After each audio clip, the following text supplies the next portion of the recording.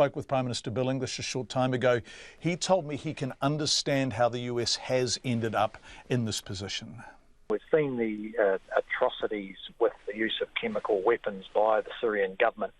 The UN Security Council would be our preferred body to sort out these problems, but it's been unable to act at all on Syria or even condemn the atrocities.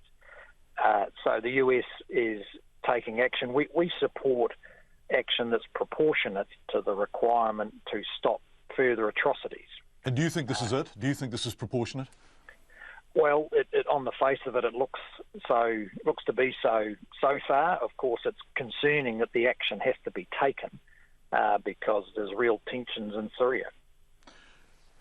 The UN Security Council is your preferred organ, for want of a better word, for dealing with it. The problem is that Russia has the power of veto, right? So they are never, ever going to do what people might hope they would do. What else is available to the world to respond to Assad and what he's up to in Syria? Well, look, I think that's why the US has taken this action. There really isn't much else available. I mean, New Zealand in its role on the Security Council was very assertively pushing and energetically pushing to get action, and I think quite frustrated. Well, we were quite frustrated that no action was taken. We were on the record with that frustration, right? We were explicitly frustrated about that, and I think everyone other than Russia has been frustrated, haven't they? I think that's the case, and that's why you ended up with this, the US taking action. Okay. Were you briefed?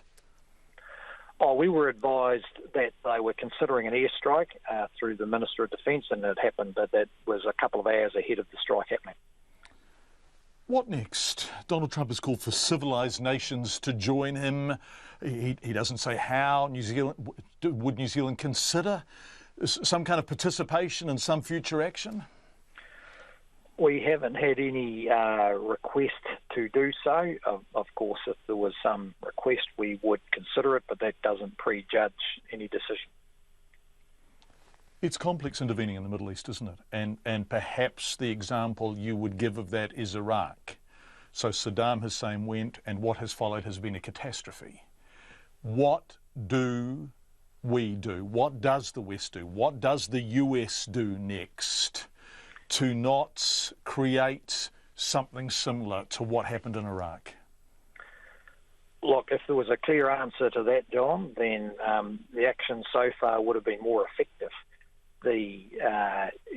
There's so much complexity, even to determine what success might look like in Syria, that we would be quite careful about taking any steps in that direction. Bill English.